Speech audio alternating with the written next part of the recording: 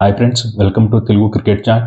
ఈరోజు మనం వీడియోలో ఛాంపియన్స్ ట్రోఫీ 2025 టీమ్ వైజ్ అనాలిసిస్లో భాగంగా సౌత్ ఆఫ్రికా టీం గురించి అయితే మనం డిస్కస్ చేసుకుందాం. ముందుగా సౌత్ ఆఫ్రికా టీం కనుక చూసుకుంటే వాళ్ళు ఒక ఐసీసీ ట్రోఫీ గెలిచి దాదాపు 27 సంవత్సరాలు పోయింది.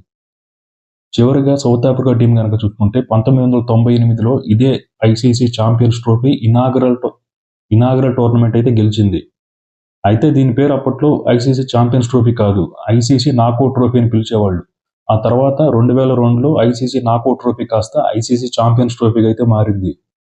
అయితే ఇక్కడ సౌత్ ఆఫ్రికా టీం కనుక చూసుకుంటే వరల్డ్ క్రికెట్లో ఇప్పటి వరకు ఒక్క వరల్డ్ కప్ కూడా గెలవలేదు.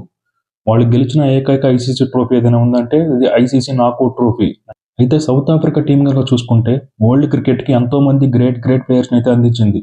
Like A B de Villiers, Jacques Kallis, Hashim Amla, Graeme Smith, Morne Morkel, Mark Boucher లాంటి గ్రేట్ ప్లేయర్స్ ఉన్నప్పటికీ కూడా వాళ్ళు ఇప్పటి వరకు ఒక వరల్డ్ కప్ కూడా గెలవలేకపోయారు. అంటే వరల్డ్ కప్ గెలిస్తేనే గ్రేట్, లేదంటే కాదని కాదు, కానీ మామూలుగా అయితే వాళ్ళకి అంతమంది గ్రేట్ ప్లేయర్స్ పెట్టుకొని కూడా వాళ్ళు ఇప్పటి వరకు ఒక వరల్డ్ కప్ కూడా గెలవలేకపోయారు. అయితే ఇక్కడ కనుక చూసుకుంటే రీసెంట్ టైమ్స్లో అయితే సౌత్ ఆఫ్రికా టీం అయితే మంచి ఫామ్లో ఉంది.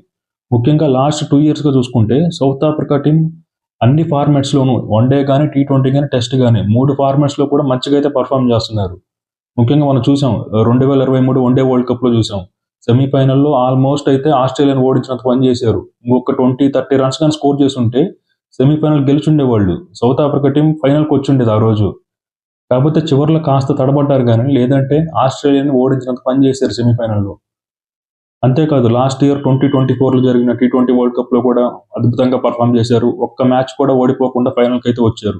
కాకపోతే ఫైనల్లో కూడా మరొకసారి తడబడ్డారు. టీమిండియా చేతులు అయితే ఓడిపోయి రన్నరప్గా మిగిలారు.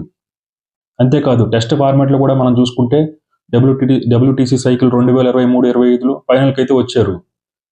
మరి ఫైనల్లో గెలుస్తారో లేదా అనే విషయం పక్కన పెడితే ఫైనల్కి అయితే వచ్చారు. కాబట్టి ఒక టీమిండియా అభిమానిగా నేను మాత్రం డబ్ల్యూటీసీ ఫైనల్లో సౌత్ ఆఫ్రికా గెలిస్తే బాగుంటుంది అనుకుంటున్నాను. అంటే దీన్ని బట్టి కనుక చూసుకుంటే సౌత్ ఆఫ్రికా టీం లాస్ట్ 2 yearsలో చాలా కన్సిస్టెంట్గా అయితే పర్ఫామ్ చేస్తున్నారు ఆల్ ఫార్మాట్స్లో.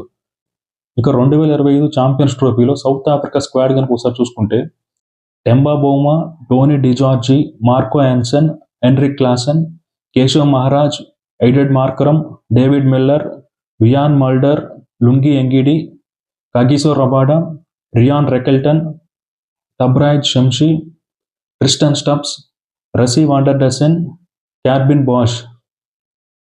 అంటే వీళ్ళ స్క్వాడ్లో కనుక చూసుకుంటే సీనియర్ ప్లేయర్స్తో పాటు కాస్త యంగ్స్టర్స్ కూడా చాలా మంది అయితే ఉన్నారు ఈసారి. మరి వీళ్ళ ప్లేయింగ్ లెవెన్ ఎలా ఉండబోతుందో మనం ఒకసారి మాట్లాడుకుందాం. ముందుగా ఓపెనర్స్ విషయానికి వస్తే వాళ్ళ కెప్టెన్ టెంబా బౌమా అయితే ఓపెన్ చేస్తాడు. తనతో పాటు టోనీ డిజార్జీ లేదా క్రిస్టన్ స్టబ్స్ అయితే ఓపెన్ చేస్తారు.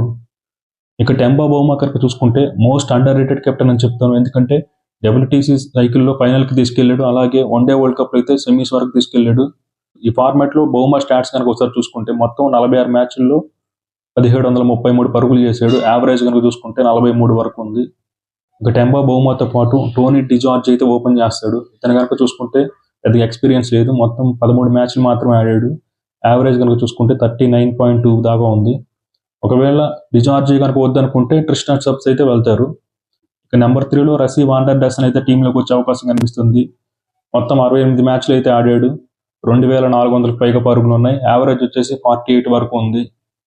ఇక నెంబర్ 4లో ఎయిడెన్ మార్కరమ్ అయితే టీంలోకి వస్తాడు. మార్కరమ్ కనుక చూసుకుంటే మొత్తం 74 మ్యాచ్లు అయితే ఆడాడు. 2200 వరకు అయితే పరుగులు ఉన్నాయి. యావరేజ్ కనుక చూసుకుంటే 36 వరకు అయితే ఉంది.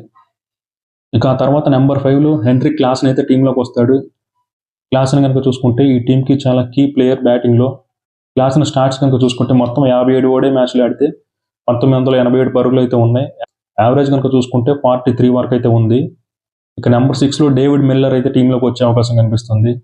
మిల్లర్ కనుక చూసుకుంటే సౌత్ ఆఫ్రికా బ్యాటింగ్ లైన్లో మొత్తంలో కనుక చూసుకుంటే ఇతనే most experienced batsmen.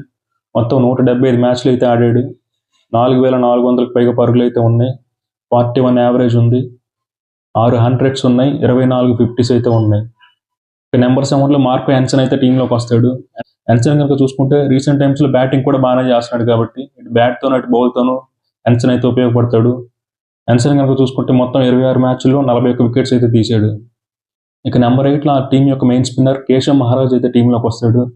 Keshav Maharaj అయితే మొత్తం 44 మ్యాచ్లు ఆడితే 55 వికెట్స్ అయితే తీశాడు.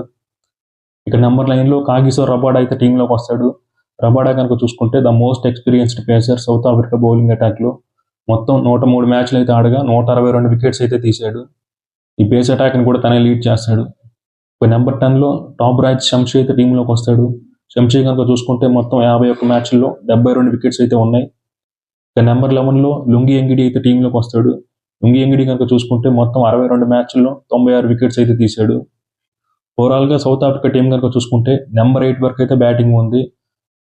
అలాగే బౌలింగ్లో కూడా 6 బౌలింగ్ ఆప్షన్స్ అయితే ఉన్నాయి. ముఖ్యంగా రబాడా, కేశవ్ మహారాజ్ మరియు లుంగి ఎంగిడి లాంటి వరల్డ్ క్లాస్ బౌలర్స్ అయితే టీంలో ఉన్నారు కాబట్టి ఖచ్చితంగా బ్యాటర్స్ని అయితే ఇబ్బంది పెడతారు. మరి చూడాలి ఛాంపియన్స్ ట్రోఫీ 2025లో సౌత్ ఆఫ్రికా ఎలా పర్ఫామ్ చేస్తుందని. దాదాపు 27 ఏళ్ల తర్వాత అయినా మళ్ళీ వాళ్ళు ఒక ఐసీసీ టోర్నమెంట్ గెలుస్తారా లేదా అనేది చూడాలి.